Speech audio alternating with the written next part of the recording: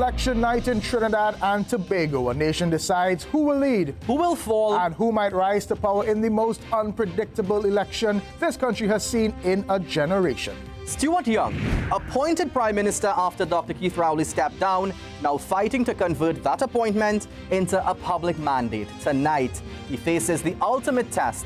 Can he earn the title at the ballot box? On the other side, Kamala Persad-Bissessar, two-term opposition leader, one-term prime minister, one last shot at redemption. She's betting on coalition politics once again. First, the People's Partnership. Now it's called a coalition of interests. Her message: experience, resilience, and unfinished business. Then there's Michaela Pandey, daughter of a former prime minister, leader of the Patriotic Front, the only other party contesting enough seats to potentially form a government. The Pandey name is known. Her candidates are not.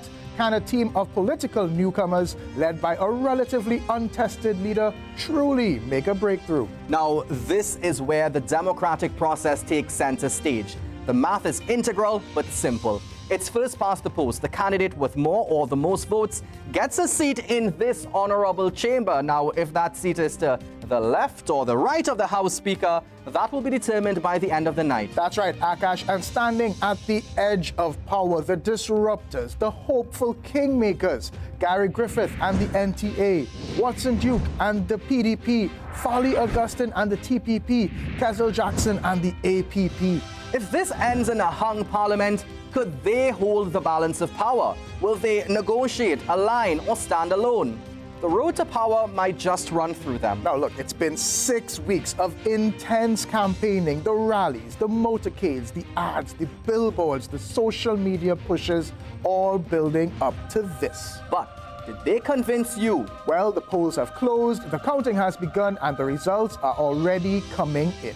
Our reporters are deployed across both islands, standing by with updates from every battleground. Here in studio, our political panel is ready to break it all down, from safe seats to shock upsets. We're staying on the air until we have a winner and a concession.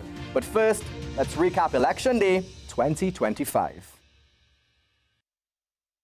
From the break of dawn, they lined up to cast their votes in the 2025 general election. The red index finger points the way to the next government. But the day wasn't without its drama. In the San Fernando West constituency, the PNM and UNC traded accusations of canvassing. The police were called in La Romaine as the PNM was accused of setting up a mock station. UNC's Jayanti Lakshmidi Al Ramdial and Dr. Rudal Munil